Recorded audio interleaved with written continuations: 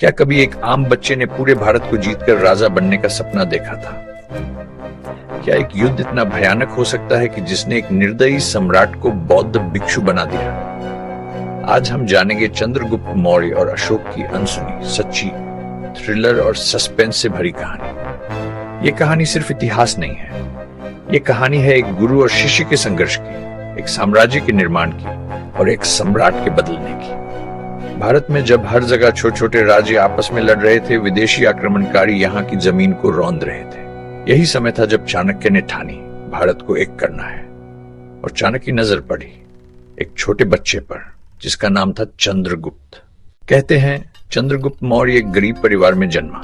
उसके अंदर राजा बनने की आग थी, लेकिन कोई रास्ता नहीं था। एक दिन चाणक्य की नजर उस पर पड़ी और उन्होंने पहचान लिया, यही है भारत का भविष्य। चाणक्य ने चंद्रगुप्त को शस्त्र विद्या, राजनीति और युद्ध नीति सिखाई। उसने सिखाया, युद्ध में जीतने से ज्यादा जरूरी है सही समय पर सही चाल चलना।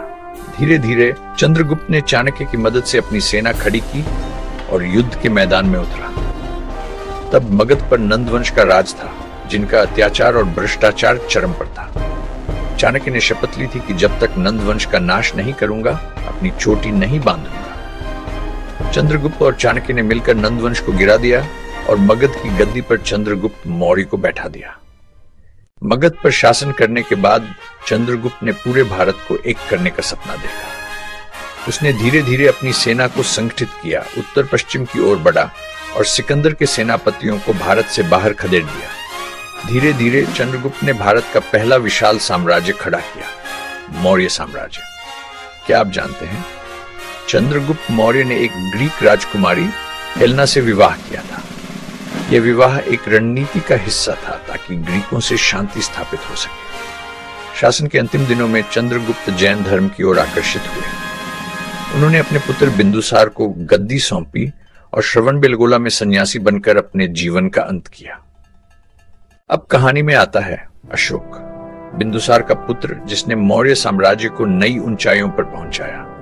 अशोक बचपन से ही बुद्धिमान और साहसी था, लेकिन उसके दिल में क्रूरता भी थी। जब वह राजा बना, उसने विद्रोहियों और विरोधियों को निर्दयता से कुचल दिया।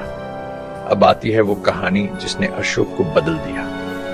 कालिंगा एक स्वतंत्र राज्य था और अशोक ने उसे जीतने के लिए भयानक युद्ध छेड़ा। कालिंगा युद्ध में 1 लाख से ज्यादा लोग मारे गए। जब युद्ध समाप्त हुआ, अशोक युद्ध के मैदान में गया। वहां खून से सनी जमीन, रोते हुए बच्चे और मरे हुए सैनिकों की लाशें देखी। वो दृश्य अशोक के दिल में उतर गया। उसे एहसास हुआ कि ये जीत नहीं, ये हार है। वहीं खड़े होकर उसने शपथ ली, अब मैं किसी युद्ध में खून नहीं बहाऊंगा। यही वह समय था जब अशोक ने बौद्ध धर्म को अपनाया। उसने भगवान बुद्ध की शिक्षाओं को अपनाया और अपने साम्राज्य में शांति, करुणा और अहिंसा फैलाने में लग गया। अशोक ने धम्म नीति चलाई, जिससे जनता में नैतिकता और करुणा फैले। उसने जगह जगह अशोक स्तंभ बनवाए, जिन पर बौद्ध धर्म और अहिंसा का प्रचार लिखा गया। अशोक का साम्राज्य भारत, अफगानिस्तान, पाकिस्तान, बांग्लादेश और नेपाल तक फैला था। उसके शासन में सड़कें बनी, अस्पताल बने और बौद्ध भिक्षुओं को विदेशों में भेजा गया ताकि शांति का संदेश फैलाया जा सके। क्या आप जानते हैं, अशोक की मृत्यु के बाद उसकी अस्थियां बंट गई और स्तूपों में रखी गई। लेकिन आज भी कुछ कहते हैं कि अशोक के असली अवशेष कहां हैं, कोई नहीं जानता। कुछ कहते हैं कि अशोक के अंतिम दिनों में उसे सपनों में युद्ध के दृश्य आते थे और वो उन खून की चीखों से डरकर जाग जाता था। चंद्रगुप्त ने भारत को जोड़ा, युद्ध जीते और साम्राज्य बनाया। अशोक ने युद्ध जीतकर भी अहिंसा का रास्ता चुना और दुनिया को शांति और करुणा का संदेश दिया। दोनों मौर्य साम्राज्य के स्तंभ बने, लेकिन दोनों की कहानियां हमें यह सिखाती हैं कि शक्ति के साथ करुणा भी जरूरी है। क्या आपको लगता है, अगर अशोक ने कालिंगा युद्ध नहीं लड़ा होता तो क्या वो बौद्ध धर्म अपनाता? क्या आज भारत का इतिहास अलग होता? कमेंट में जरूर बताइए। अगर आपको चंद्रगुप्त और अशोक की ये सच्ची, रोमांचक और सस्पेंस से भरी कहानी पसंद आई हो तो वीडियो को लाइक और शेयर करें। ऐसी ही और कहानियों के लिए फैक्टस्टॉर्म को सब्सक्राइब करना मत भूलना।